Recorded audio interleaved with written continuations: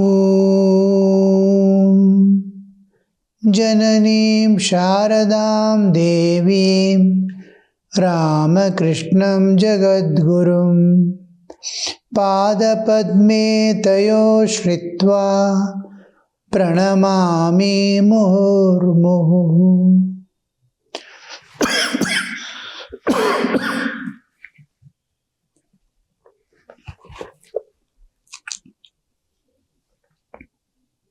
Again he sang.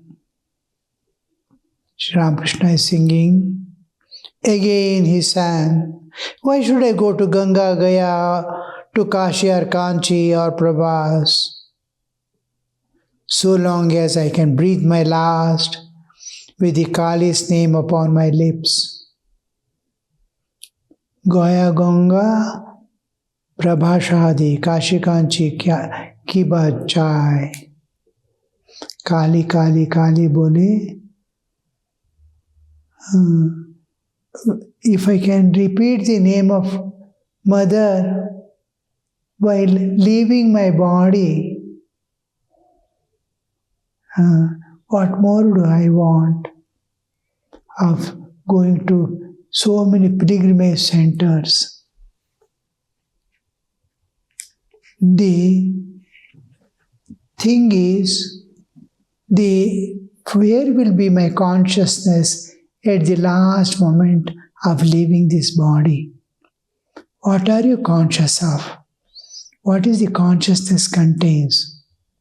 If it is dull and if it is anything concerned with even God, regarding God or spiritual life or this world, if it is dull and clouded, fully it is taken care by the karmas. Karma will start working because consciousness has withdrawn, like entering into sleep. But if consciousness is bright and it is divine, now a person commits suicide. How will be his consciousness? Disgusted. He wants to get rid of all this forever. And so he commits suicide. His intense is very bright, but it is holding on to the world, and with rejection, frustration, all that is how holding on to that is negativity, bright in negativity.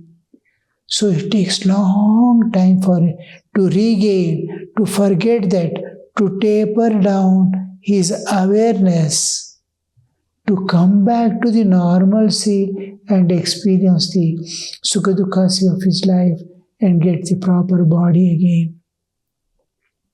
So, to come to normalcy, what is that intensity with which it is bright, it is not clouded, but it is filled with negativity. Similarly, if it is filled with positivity, he is intensely thinking of his child who has gone for, just has got the job, very high job of lot of money and wealth he is going to accumulate, and I'll be happy with him, he was thinking. And in that consciousness, oh, my child has gone there, he's going to have, I wanted to be there with him. Will I not be able to be with him now? That thought he dies, suppose. He'll be born again in a wealthy family, with all things convenient, with a deep attachment for his family. Again will be born, because that is the last consciousness. Suppose it is divine, neither negativity nor positivity. Beyond the two, he is dying of thought of divine, neither negativity nor positivity, which constitutes this world, is there. He is in the transcendental realm, released forever from this nature. This point is most important point. At the time of death, can you think of God? Then you will reach Him. A rocket is there, children's play, Deepavali day. Lot of rockets they will be leaving. Now, from this date of manufacture, from this time it has been manufactured, how many directions it has turned? While putting for drying, this, that, everything, packing, every moment it is changing its direction. And traveling, so many places it travels and goes to the customer's hand. But it doesn't go in any of these directions. Suppose it is stored after manufacturing for 1 year in one direction, and after that a person is going to blast it. It is not going to in that direction, because 1 year it was kept in that direction, it will not go in that direction. It goes in the direction last when it is fired. In what direction? This is what determines the last moment of firing, in which direction it is there, in that direction it goes. This is a simple understanding.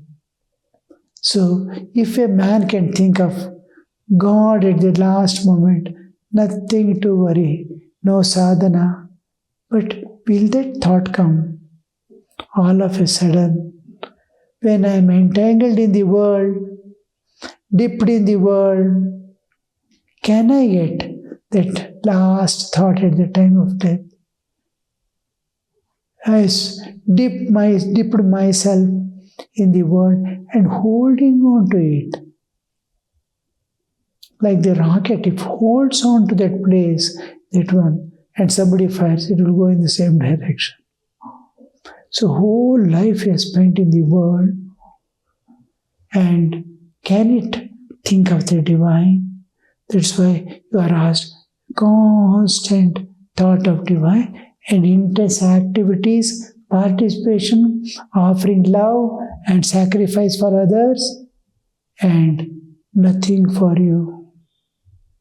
I don't want anything. I am doing my duties because I have been given a human body and I have responsibilities to discharge. So I am doing my duty. I don't want anything in return. Then I am calling on God. With this dispassion, not detachment, with this dispassion and attending to all duties, offering love and sacrifice for others. If you can live a life, then last moment, all this world and everything, it's going to be erased from the memory also. It won't come with you. Nothing comes with you when you die. A few may pretend to be weeping for some time. As the time goes, they will forget. Even wife forgets her own husband, and husband is wife, who used to think we cannot live without each other. Nobody will remember even at last. They and their life is more important than someone who entered into our life in between and went away. So this mind acquires dispassion and acquires discrimination, viveka vairagya, and then he doesn't run away from the world. He does all his duties of life joyfully, but his consciousness, not mind. Consciousness is there at the feet of God, divine. Then definitely, without an alternative, he will think of God and God alone at the time of death. He has already is the dispassion. Uh, though there is no detachment because he has to give, he has nothing to receive. Expectations, demands, and nothing is there. So he's at calmness. The thought of world doesn't come. Thought of divine beautifully blooms. God alone is there. Oh Lord, have you come? My body is falling off. I'm waiting for you. And so manifest the divine at the time of death. So that this song is, why should I go to any pilgrimage here, there in search of God? She is within me, the Divine Mother is within me, pervading me and intimately related to me. So with that, if I can breathe my end also with that thought, what more where should I go? Or even worship and all the purpose of all spiritual efforts, spiritual disciplines are reached by unbroken thought of divine.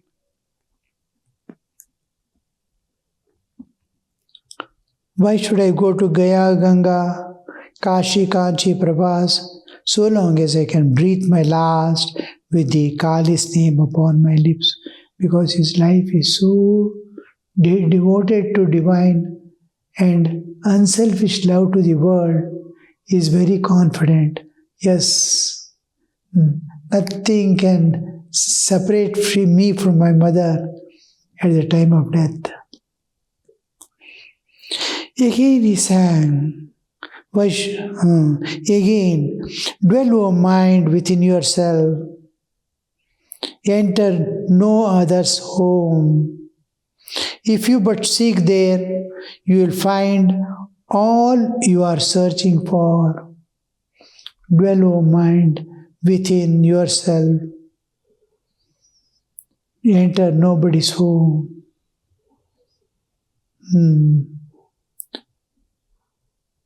If you but seek there, you will find all you are searching for. What is within is outside. The whole world is a manifestation of the divine. And the divine whole universe is one manifestation. In that our body also is there. Our existence is there. It has come from divine. It is divine. And I am there. The divine is pervading everything. Pervading me, my mind, my senses, my body, everything. And I am that which is the content and not the... Now, what is within? Now, a pot is here. Hundreds of pots are there in this room. The space inside one pot and another's pot, same. And when you see the room or a hall in which all these pots are kept, same space is there. This space is one and it is akhanda.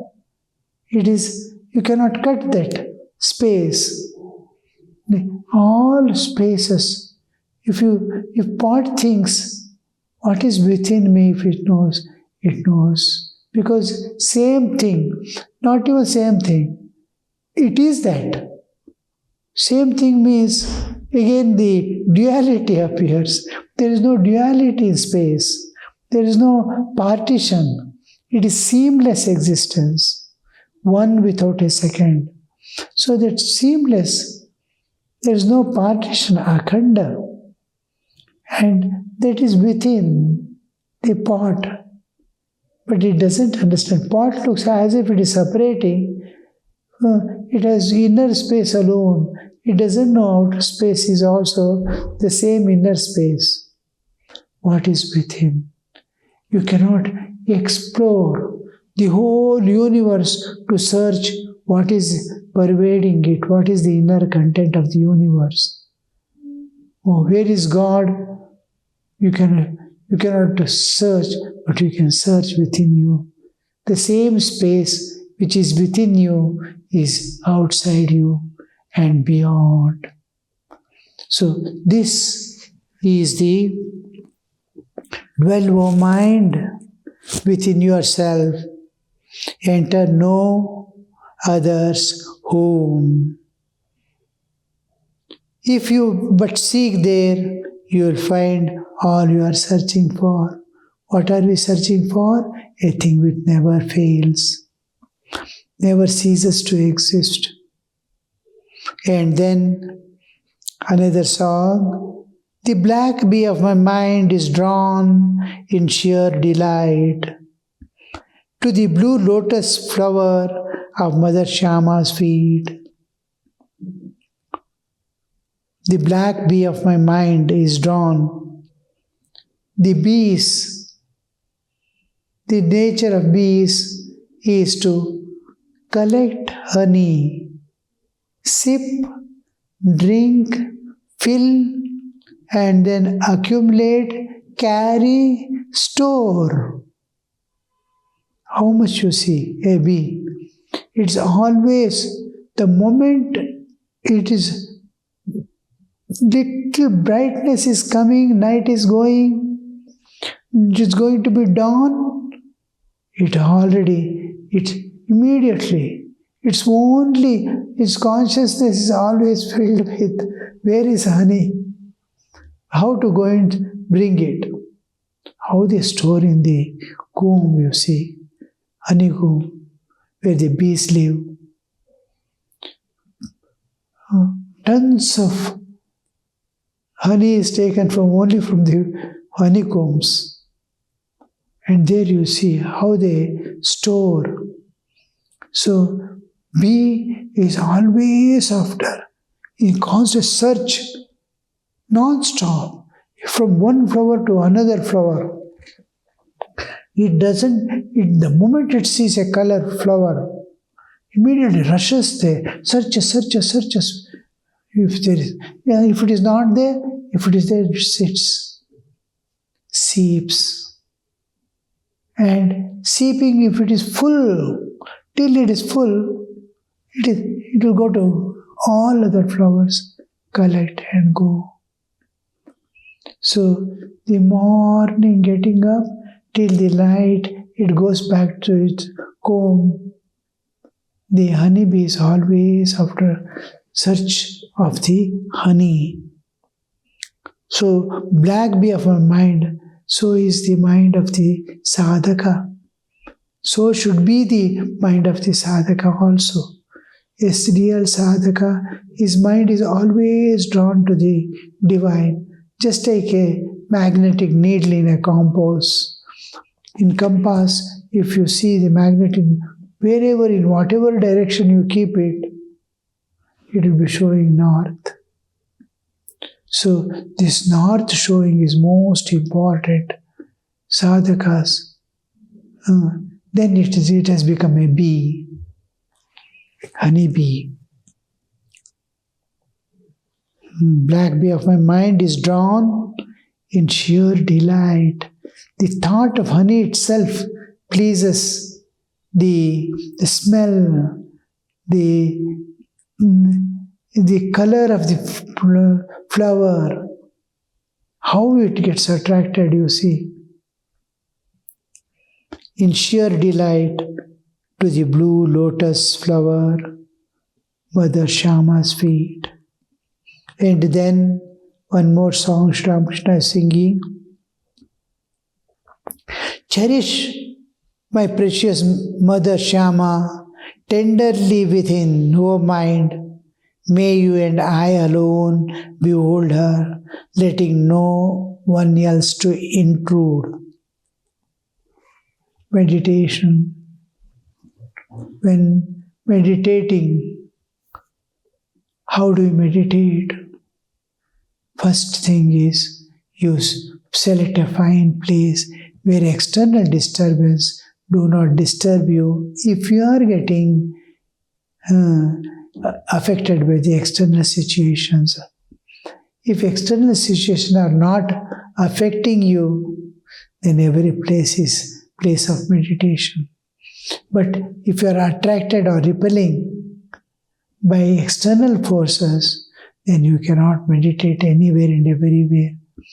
A suitable room or a place or a scenery or an open sky, these the mind searches for. Wherever it feels delighted, that place we have to select and sit and first calm down the mind. How do we do it? Drop off your past. Drop off your future plans. Drop off the present. When all things are dropped off, external things, mind is in its own calmness, enjoying itself. Now, the will interferes. When the mind is calm, I will. That will interferes to suggest, let me think of mother and mother alone. Let me think of the object of meditation and meditation alone. So I get slowly attracted. Now, so that I will not be disturbed by anything. Mind is calm, intellect is suggesting the thinking of mother. Don't get disturbed. Be slowly enter within. No external disturbances. All doors are closed. The senses, mind, intellect working here, there, all offices are closed. Now you see how that state will be. What is there? Mind, which is going to think of God, and the ego, which is searching for God. Only two. All doors are closed now. That any door is open, anything enters, you are disturbed. Meditation becomes, immediately it has got distracted. So the prayer goes in that song, cherish my precious Mother Shama, tenderly within O mind. Most of the sadhus we see this one characteristics, teaching their own mind and conveying it to the others through teaching it their own mind. Oh my mind, cherish Mother Shama. May you and I alone behold her, letting no one to intrude. As the master sang this last song, he stood up. He was almost intoxicated with divine love.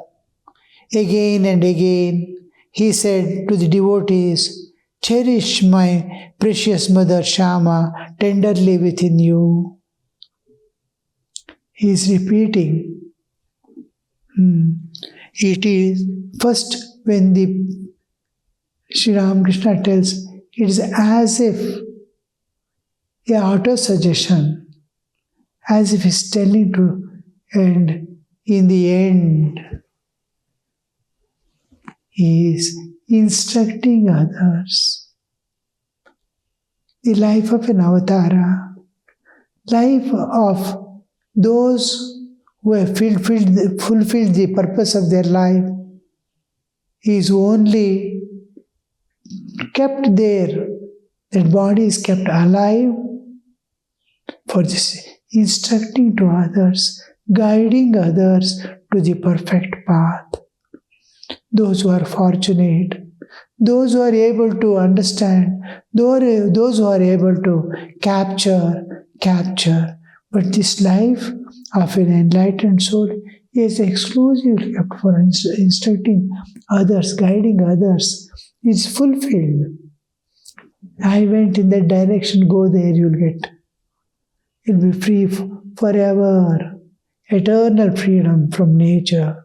Mukti, liberation. So this path, whoever can hear, whoever has finished the enjoying part of this world are ready and they can. So Sri Ramakrishna is trying to instruct. Last, he is repeating the same line. Standing up, he is repeating the same line. Cherish my mother in your heart.